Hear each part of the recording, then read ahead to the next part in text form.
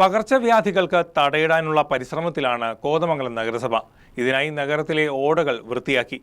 എന്നാൽ വൃത്തിയാക്കൽ പുരോഗമിക്കുന്നതിനിടെയാണ് സ്വകാര്യ വ്യക്തി ഓട തടസ്സപ്പെടുത്തിക്കൊണ്ട് അനധികൃത നിർമ്മാണം നടത്തിയിരിക്കുന്നതായി കാണാനായത്.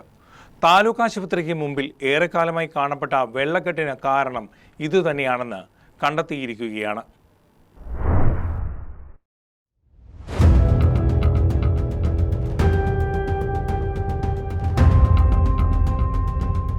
നമ്മളിവിടെ 10-25 വർഷമായിട്ട് ഇവിടെ ക്ലിനിക്ക് നടത്തിക്കൊണ്ടിരിക്കുകയാണ്. അത് അന്ന് പോലും ഇവിടെ നീരൊഴുക്കിന് യാതൊരു തടസ്സം ഉണ്ടായിട്ടില്ല. ഇപ്പോൾ ഇവിടെ ഈ ഓട ഇവിടെ വന്നിട്ട് ഇവിടെ തട്ടി നിൽക്കുകയാണ്.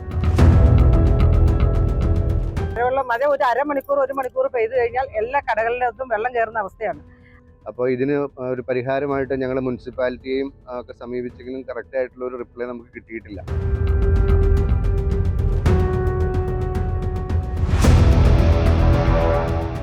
ഇത്രയധികം ആളുകൾ ഇതുപോലെ രോഷാകുലരായിരിക്കുന്നത് എന്തുകൊണ്ടായിരിക്കണം?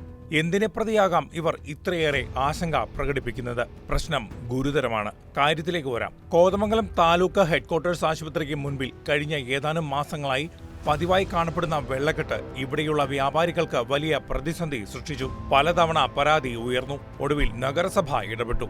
ഓട വൃത്തിയാക്കാൻ ആരംഭിച്ചു. എന്നാൽ അധികം മുന്നോട്ടു പോയില്ല. വെള്ളക്കെട്ടിന്റെ കാരണം എന്താണെന്ന് വ്യക്തമായി. സ്വകാര്യ വ്യക്തി നടത്തിയിരിക്കുന്ന അനധികൃത നിർമ്മാണം. ഓടയ്ക്ക് കുറുകെ സ്ലാബിന് മുകളിൽ ചുറ്റുമതിൽ നിർമ്മിച്ചിരിക്കുന്നു. ഓട മുന്നോട്ട് ഒഴുകാത്ത വിധം മണ്ണിട്ട് നികത്തിയിരിക്കുന്നു.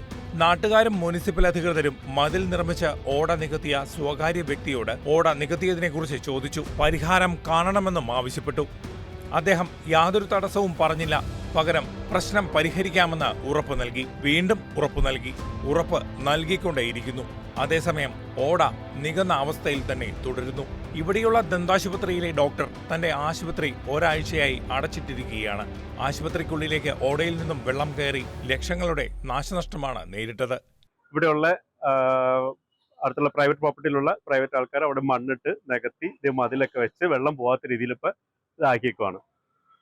ഇതിനെതിരെ നമ്മൾ പലയിടത്തും പോയി പലരിടത്തും മുനിസിപ്പാലിറ്റിയിൽ അടക്കം RDO അടക്കം എല്ലായിടത്തും കംപ്ലൈന്റ് ചെയ്തിട്ടുണ്ട്.